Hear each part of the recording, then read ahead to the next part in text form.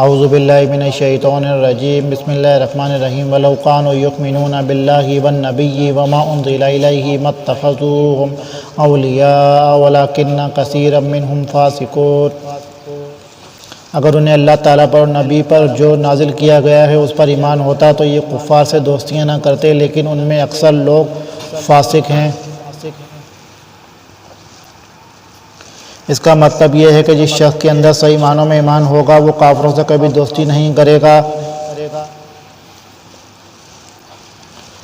لَتَجِدَنَّ أَشَدَّ النَّاسِ عَدَاوَةً لِلَّذِينَ آمَنُوا الْيَهُودَ وَالَّذِينَ أَشْرَكُوا وَلَتَجِدَنَّ أَقْرَبَهُمْ مَوَدَّةً لِلَّذِينَ آمَنُوا الَّذِينَ قَالُوا إِنَّا نَصَارَى ذَلِكَ بِأَنَّ مِنْهُمْ قسیسین ورہبانا وانہم لا یستکبرون۔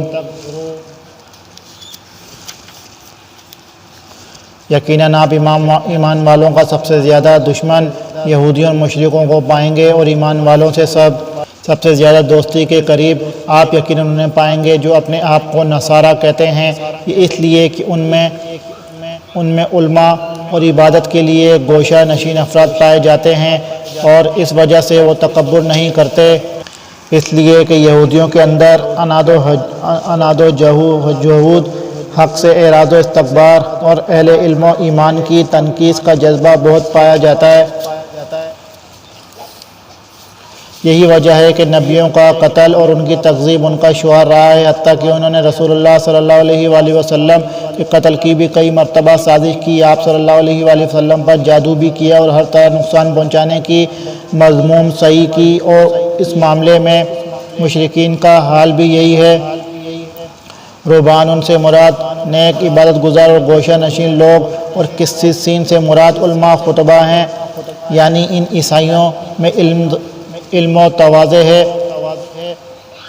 اس لیے ان میں یہودیوں کی طرح جہود و استکبار نہیں ہے۔ علاوہ ازیں دین مسیحی میں نرمی اور عفو درگزر کی تعلیم کو امتیازی حیثیت حاصل ہے، حتیٰ کہ ان کی کتابوں میں لکھا ہے کہ کوئی تمہارے دائیں رخسار پر مارے تو بائیں رخسار بھی ان کو پیش کر دو، یعنی لڑو مت۔ ان وجوہ سے یہ مسلمانوں کے بنسبت یہودیوں کے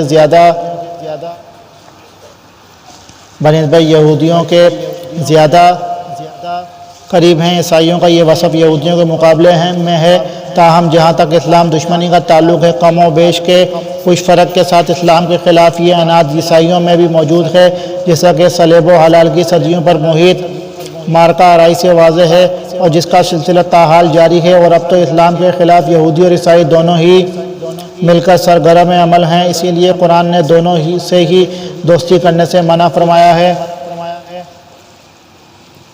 وَإِذَا سَمِعُوا مَا أُنزِلَ إِلَى الرَّسُولِ تَرَىٰ أَعْيُنَهُمْ تَفِيضُ مِنَ الدَّمْعِ مِمَّا عَرَفُوا مِنَ الْحَقِّ يَقُولُونَ رَبَّنَا آمَنَّا فَاكْتُبْنَا مَعَ الشَّاهِدِينَ۔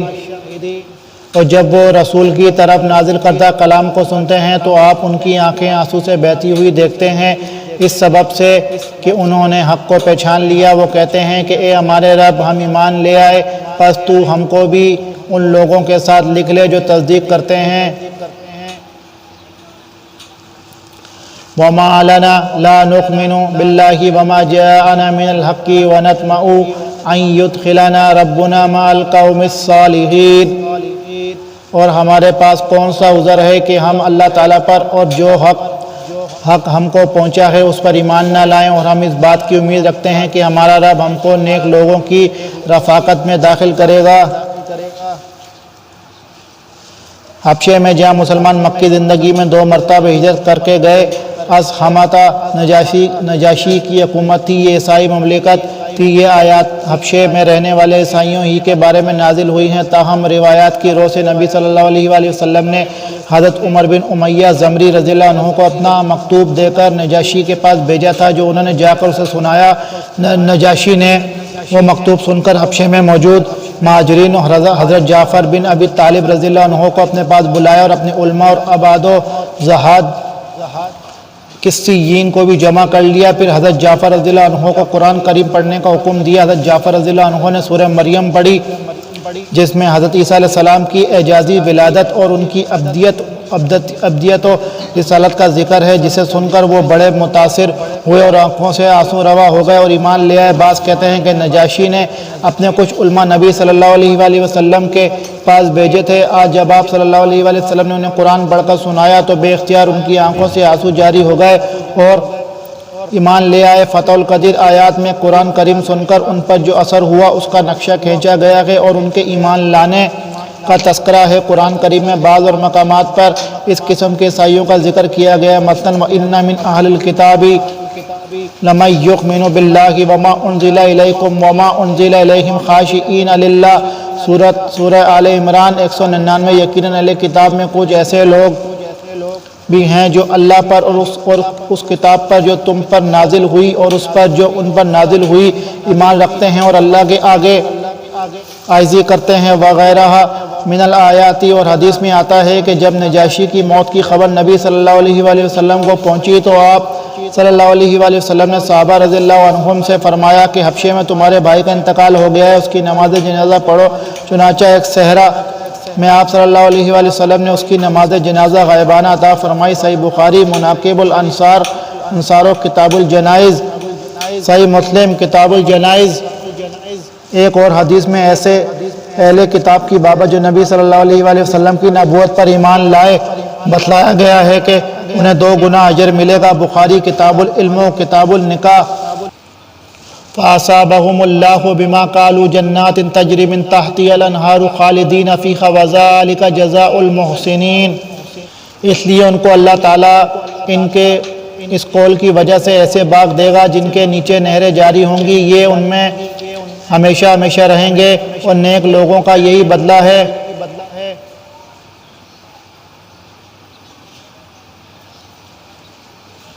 والذین کفروا وکذبوا بآیاتنا اولئک اصحاب الجحیم۔ اور جن لوگوں نے کفر کیا اور ہماری آیات کو جھٹلاتے رہے وہ لوگ دوزخ والے ہیں۔ یا ایھا الذین آمنوا لا تحرموا طیبات ما احل اللہ لکم ولا تعتدوا ان اللہ لا يحب المعتدین۔ اے ایمان والو، اللہ تعالیٰ نے جو پاکیزہ چیزیں تمہارے واسطے حلال کی ہیں ان کو حرام مت کرو اور حد سے آگے مت نکلو، بے شک اللہ تعالیٰ حد سے نکلنے والوں کو پسند نہیں کرتا۔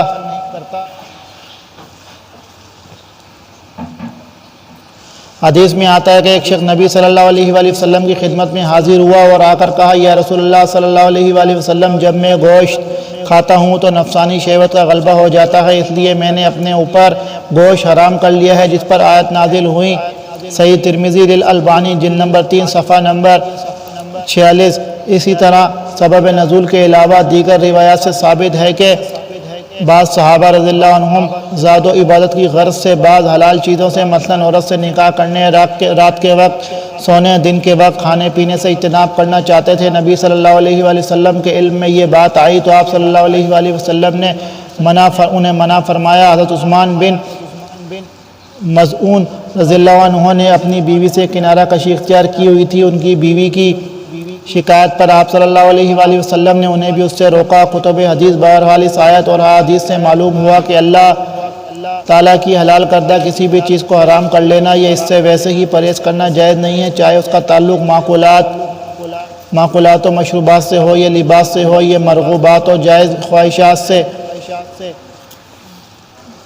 مسئلہ اس طرح اگر کوئی شخص کسی چیز کو اپنے اوپر حرام کر لے گا تو وہ حرام نہیں ہوگی سوائے عورت کے، البتہ اس صورت میں بعض علماء یہ کہتے ہیں کہ اسے قسم کا کفارہ ادا کرنا ہوگا، بعض کے نزدیک کفارہ ضروری نہیں۔ امام شوکانی کہتے ہیں کہ حدیث صحیحہ سے اسی بات کی تائید ہوتی ہے، کیونکہ نبی صلی اللہ علیہ وآلہ وسلم نے کسی کو بھی کفارہ یمین ادا کرنے کا حکم نہیں دیا۔ امام ابن کثیر فرماتے ہیں کہ اس آیت کے بعد اللہ تعالیٰ نے قسم کا کفارہ بیان فرمایا ہے، جس سے معلوم ہوتا ہے کہ کسی حلال چیز کو حرام کر لینا یہ قسم کھانے کے مرتبے میں ہے، جو تکفیر یعنی کفارہ ادا کرنے کا متقاضی ہے، لیکن یہ استدلال احادیث صحیحہ کی موجودگی میں محل نظر ہے۔ فصحیح ما قالہ شوکانی وَقُولُوا مِمَّا رَزَقَكُمُ اللَّهُ حَلَالًا طَيِّبًا وَاتَّقُوا اللَّهَ الَّذِي أَنْتُمْ بِهِ مُؤْمِنُونَ۔ اور اللہ تعالیٰ نے جو چیزیں تم کو دی ہیں ان میں سے حلال مرغوب چیزیں کھاؤ اور اللہ تعالیٰ سے ڈرو جس پر تم ایمان رکھتے ہو۔ لا یؤاخذکم اللہ باللغو فی ایمانکم ولکن یؤاخذکم بما عقدتم الایمان فکفارتہ اطعام عشرۃ مساکین من اوسط ما تطعمون اہلیکم او کسوتہم او تحریر رقبۃ فمن لم یجد فصیام ثلاثۃ ایام ذلک کفارۃ ایمانکم اذا حلفتم واحفظوا ایمانکم کذلک یبین اللہ لکم آیاتہ لعلکم تشکرون۔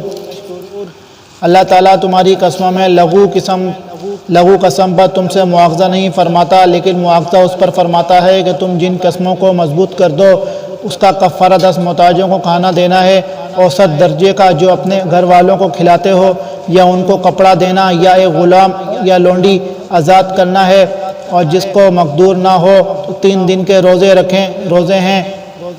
یہ تمہاری قسموں کا کفارہ ہے جبکہ تم قسم کھا لو اور اپنی قسموں کا خیال رکھو۔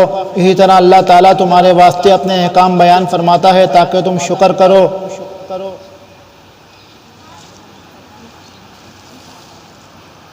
قسم جس کو عربی میں حلف یا یمین کہتے ہیں، جن کی اجماع احلاف اور ایمان ہے، 3 قسم کی ہیں: لغو 1 لغو 2 غموس 3 معقدۃ لغو وہ قسم ہے جو انسان بات بات پہ عادتاً بغیر ارادہ اور نیت کے کھاتا رہتا ہے، اس پر کوئی مواخذہ نہیں۔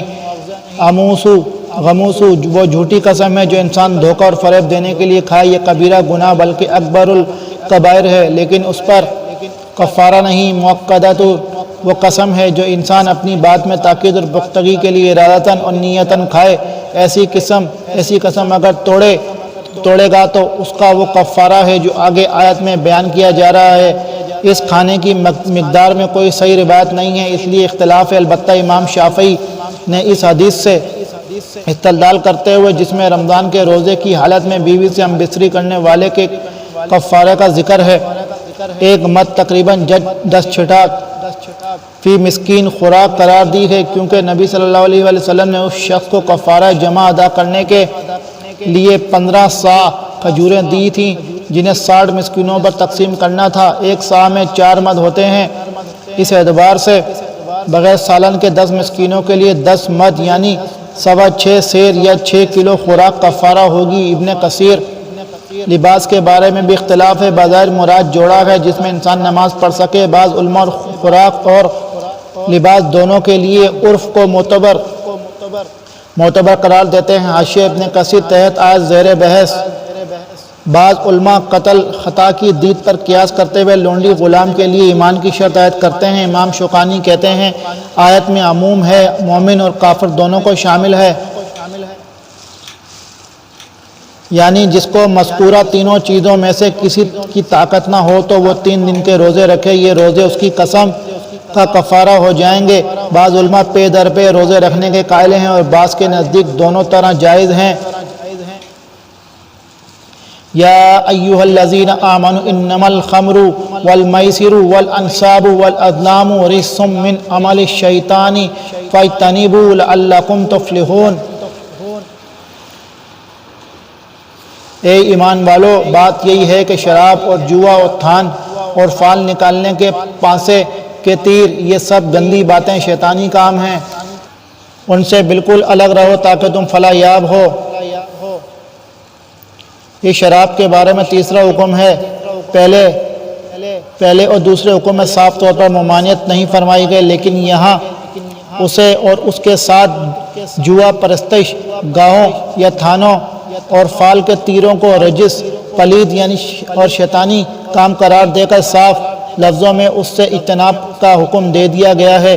علاوہ ازیں اس آیت میں شراب اور جوا کے مزید نقصانات بیان کر کے سوال کیا گیا ہے کہ اب بھی باز آؤ گے یا نہیں، جس سے مقصود اہل ایمان کی آزمائش۔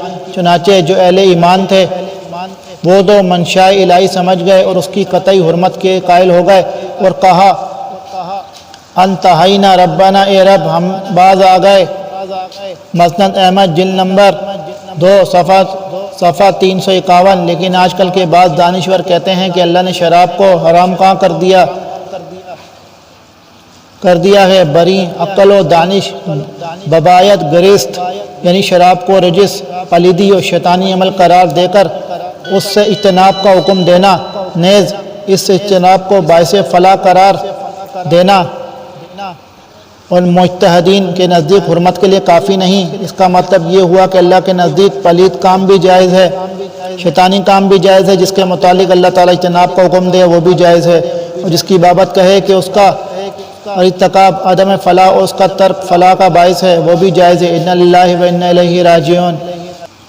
انما یرید الشیطان ان یوقع بینکم العداوۃ والبغضاء فی الخمر والمیسر ویصدکم عن ذکر اللہ وعن الصلاۃ فہل انتم منتہون۔ شیطان تو یوں چاہتا ہے کہ شراب اور جوئے کے ذریعے سے تمہارے آپس میں عداوت اور بغض واقع کرا دے اور اللہ تعالیٰ کی یاد سے اور نماز سے تم کو باز رکھے، تو اب بھی باز آ جاؤ۔ یہ شراب اور جوئے کے مزید معاشرتی اور دینی نقصانات ہیں جو محتاج وضاحت نہیں ہیں، اسی لیے شراب کو ام الخبائث کہا جاتا ہے، اور جوا بھی ایسی بری لت ہے کہ یہ انسان کو کسی کام کا نہیں چھوڑتی اور بسا اوقات رئیس زادوں اور پشتینی جاگیرداروں کو مفلس و کلاش بنا دیتی ہے۔ آذن اللہ منہما واطیعوا اللہ واطیعوا الرسول واحذروا فإن تولیتم فاعلموا انما علی رسولنا البلاغ المبین۔ اور تم اللہ تعالیٰ کی اطاعت کرتے رہو اور رسول کی اطاعت کرتے رہو اور احتیاط رکھو، اگر اعراض کرو گے تو یہ جان رکھو کہ ہمارے رسول کے ذمہ صرف صاف پہنچا دینا ہے۔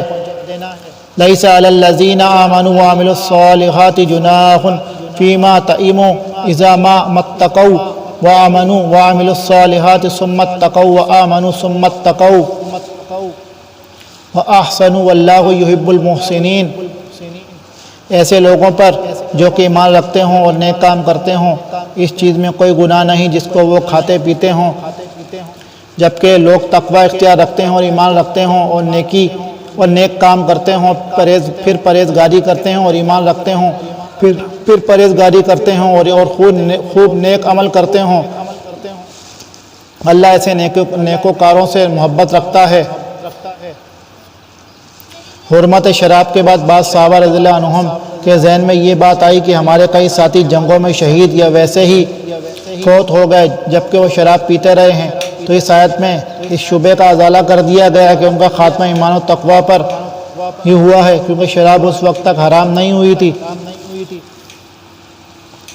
یا ایھا الذین آمنوا لیبلونکم اللہ بشیء من الصید تنالہ ایدیکم ورماحکم لیعلم اللہ من یخافہ بالغیب فمن اعتدی بعد ذلک فلہ عذاب علیم۔ اے ایمان والو، اللہ تعالیٰ قدرے شکار سے تمہارا امتحان کرے گا جن تک تمہارے ہاتھ اور تمہارے نیزے پہنچ سکیں گے، تاکہ اللہ تعالیٰ معلوم کر لے کہ کون شخص اس سے بن دیکھے ڈرتا ہے، سو جو شخص اس کے بعد حد سے نکلے گا اس کے واسطے دردناک سزا ہے۔ معاش کا ایک اہم عنصر تھا، اس لیے حالت احرام میں اس کی ممانعت کر کے ان کا امتحان لیا گیا۔ خاص طور پر حدیبیہ میں قیام کے دوران قصص شکار صحابہ رضی اللہ عنہم کے قریب آتے ہیں، لیکن انہی ایام میں ان چار آیات کا نزول ہوا جن میں اس سے متعلقہ احکام بیان فرمائے گئے۔ قریب کا شکار یا چھوٹے جانور عام طور پر ہاتھ ہی سے پکڑ لیے جاتے ہیں، اور دور کے یا بڑے جانوروں کے لیے تیر اور نیزے استعمال ہوتے تھے، اس لیے صرف ان دونوں کا یہاں ذکر کیا گیا ہے، لیکن مراد یہ ہے کہ جس طرح بھی ہو اور جس چیز سے بھی شکار کیا جائے احرام کی حالت میں ممنوع ہے۔ یا ایھا الذین آمنوا لا تقتلوا الصید وانتم حرم ومن قتلہ منکم متعمدا فجزاء مثل ما قتل من النعم یحکم بہ ذوی عدل۔ اے ایمان والو، وحشی شکار کو قتل مت کرو جبکہ تم حالت احرام میں ہو، اور جو شخص تم میں سے اس کو امام شافعی نے اس سے مراد صرف ان جانوروں کا قتل لیا ہے جو معقول اللحم ہیں، یعنی جو کھانے کے کام میں آتے ہیں۔ دوسرے بری جانوروں کا قتل وہ جائز قرار دیتے ہیں، لیکن جمہور علماء کے نزدیک اس میں کوئی تفریق نہیں۔ معقول اور غیر معقول دونوں قسم کے جانور اس میں شامل ہیں، البتہ ان موذی جانوروں کا قتل جائز ہے جس کا استثناء حدیث میں آیا ہے، اور وہ 5 ہیں: کوا، چیل، بچھو، چوہا اور باولا کتا۔ صحیح مسلم کتاب الحج باب ما یندب للمحرم وغیرہ۔ قتل من الدواب فی الحل والحرم وموتا۔ امام مالک حضرت نافع سے سانپ کے بارے میں سوال کیا گیا تو انہوں نے فرمایا اس کے قتل میں تو کوئی اختلاف ہی نہیں ہے۔ ابن کثیر، امام احمد، امام مالک اور دیگر علماء نے بھیڑیے، درندے، چیتے اور شیر کو کل بکور کاٹنے والے کتے میں شامل کر کے حالت احرام میں ان کے قتل کی بھی اجازت دی ہے۔ ابن کثیر منکم ہدیم بالغ الکعبۃ او کفارۃ طعام مساکین او عد ذلک صیاما لیذوق وبال امری عفی اللہ عما سلف وما عاد فینتقم اللہ منہ واللہ عزیز ذو انتقام۔ جان پوچھ کر قتل کرے گا تو اس پر فدیہ واجب ہوگا جو کہ مساوی ہوگا اس جانور کے جس کو اس نے قتل کیا ہے، جس کا فیصلہ تم میں سے 2 معتبر شخص کر دیں، خواہ وہ فدیہ خاص چوپایوں میں سے ہو جو نیاز کے طور پر کعبہ تک پہنچایا جائے، اور خواہ کفارہ مساکین کو دے دیا جائے، اور خواہ اس کے برابر روزے رکھ لیے جائیں تاکہ اپنے کیے کی شامت کا مزہ چکھے۔ اللہ تعالیٰ نے گزشتہ کو معاف کر دیا، اور جو شخص پھر ایسی ہی حرکت کرے گا تو اللہ انتقام لے گا، اور اللہ زبردست ہے، انتقام لینے والا ہے۔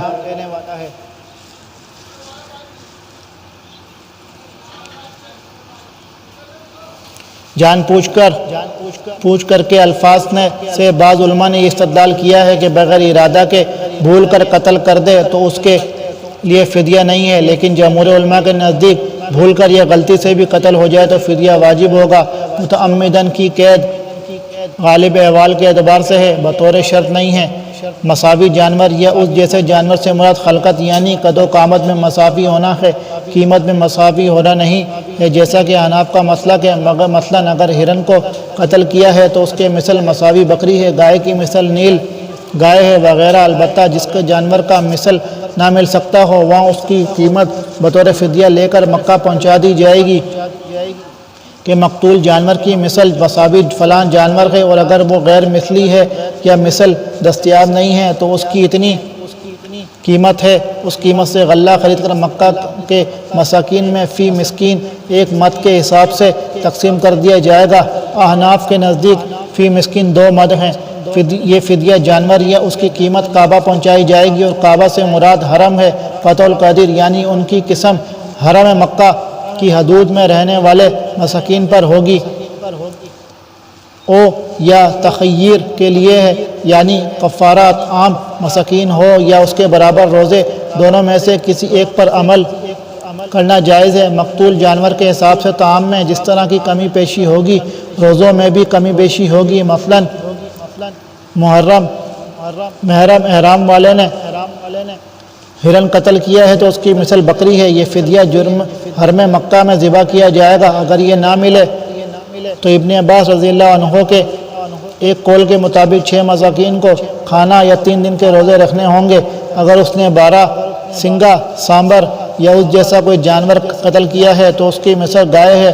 اگر یہ دستیاب نہ ہو یا اس کی طاقت نہ ہو تو 20 مسکین کو کھانا یا 20 دن کے روزے رکھنے ہوں گے۔ یا ایسا جانور شتر مرغ یا گور خر وغیرہ قتل کیا ہے جس کی مثل اونٹ ہے تو اس کی عدم دستیابی کی صورت میں 30 مساکین کو کھانا یا 20 دن کے روزے رکھنے ہوں گے۔ ابن کثیر اُحِلَّ لَكُمْ صَيْدُ الْبَحْرِ وَطَعَامُهُ مَتَاعًا لَكُمْ وَلِلسَّيَّارَةِ وَحُرِّمَ عَلَيْكُمْ صَيْدُ الْبَرِّ مَا دُمْتُمْ حُرُمًا وَاتَّقُوا اللَّهَ الَّذِي إِلَيْهِ تُحْشَرُونَ۔ تمہارے لیے دریا کا شکار پکڑنا اور اس کا کھانا حلال کیا گیا ہے، تمہارے فائدے کے واسطے اور مسافروں کے واسطے، اور خشکی کا شکار پکڑنا تمہارے لیے حرام کر دیا گیا ہے جب تک تم حالت احرام میں رہو، اور اللہ تعالیٰ سے ڈرو جس کے پاس جمع کیے جاؤ گے۔ سعیدن سے مراد زندہ جانور، طعامہ سے مراد وہ مردہ مچھلی وغیرہ ہے جسے سمندر یا دریا باہر پھینک دے یا پانی کے اوپر آ جائے، جس طرح کی حدیث میں بھی وضاحت ہے کہ سمندر کا مردار حلال ہے۔ تفصیل کے لیے ملاحظہ ہو تفسیر ابن کثیر اور نیل الاوتار وغیرہ۔ جعل اللہ الکعبۃ بیت الحرام قیاما للناس والشہر الحرام والہدی والقلائد ذالک لتعلموا ان اللہ یعلم ما فی السماوات وما فی الارض وان اللہ بکل شیء علیم۔ اللہ نے کعبہ کو جو کہ ادب کا مکان ہے لوگوں کے قائم رہنے کا سبب قرار دے دیا، اور عزت والے مہینے کو بھی، اور حرم میں قربانی ہونے والے جانور کو بھی، اور ان جانوروں کو بھی جن کے گلے میں پٹے ہوں، یہ اس لیے تاکہ تم اس بات کا یقین کر لو کہ بے شک اللہ تمام آسمانوں اور زمین کے اندر کی چیزوں کا علم رکھتا ہے، اور بے شک اللہ سب چیزوں کو خوب جانتا ہے۔ کعبہ کو ایست الحرام اس لیے کہا گیا ہے کہ اس کی حدود میں شکار کرنا، درخت کاٹنا وغیرہ حرام ہے، اسی طرح اس میں اگر باپ کے قاتل سے بھی سامنا ہو جاتا تو اس سے تعرض نہیں کیا جاتا ہے۔ اسے قیاما للناس لوگوں کے قیام اور گزران کا باعث قرار دیا گیا ہے، جس کا مطلب ہے کہ اس کے ذریعے سے اہل مکہ کو نظم و انصرام بھی صحیح ہے اور ان کی معاشی ضرورت کی فراہمی کا ذریعہ بھی ہے۔ اسی طرح حرمت والے مہینے رجب، ذوالقعدہ، ذوالحجہ اور محرم اور حرم میں جانے والے جانور ہدی اور قلائد بھی قیاما للناس ہیں کہ تمام چیزوں سے بھی اہل مکہ کو مذکورہ فوائد حاصل ہوتے تھے۔ اعلموا ان اللہ شدید العقاب وان اللہ غفور الرحیم، تم یقین جانو کہ اللہ تعالیٰ سزا بھی سخت دینے والا ہے اور اللہ تعالیٰ بڑی مغفرت اور بڑی رحمت والا بھی ہے۔ ما علی الرسول الا البلاغ واللہ یعلم ما تبدون وما تکتمون، رسول کے ذمہ تو صرف پہنچانا ہے اور اللہ تعالیٰ سب جانتا ہے جو کچھ تم ظاہر کرتے ہو اور جو کچھ پوشیدہ رکھتے ہو۔ قل لا يستوي الخبيث والطيب ولو أعجبك كثرة الخبيث فاتقوا الله يا أولي الألباب لعلكم تفلحون، آپ فرما دیجئے کہ ناپاک اور پاک برابر نہیں، گو آپ کو ناپاک کی کثرت بھلی لگتی ہو، اللہ تعالیٰ سے ڈرتے رہو اور عقل مندو تاکہ تم کامیاب ہو۔ خبیث ناپاک سے مراد حرام یا کافر یا گناہگار کا دار یا ردی، طیب پاک سے مراد حلال یا مومن یا فرما بردار اور عمدہ چیز ہے، یہ سارے کی مراد ہو سکتے ہیں۔ مطلب یہ ہے کہ جس چیز میں خبث ناپاکی ہوگی وہ کفر ہو، فسق و فجور ہو، اشیاء اقوال ہوں، کثرت کے باوجود وہ ان چیزوں کا مقابلہ نہیں کر سکتے جن میں پاکیزگی ہو، یہ دونوں کسی صورت میں برابر نہیں ہو سکتے، اس لیے خبث کی وجہ سے اس چیز کی منفیت اور برکت ختم ہو جاتی ہے، جبکہ جس چیز میں پاکیزگی ہوگی اس سے اس کی منفیت اور برکت میں اضافہ ہوگا۔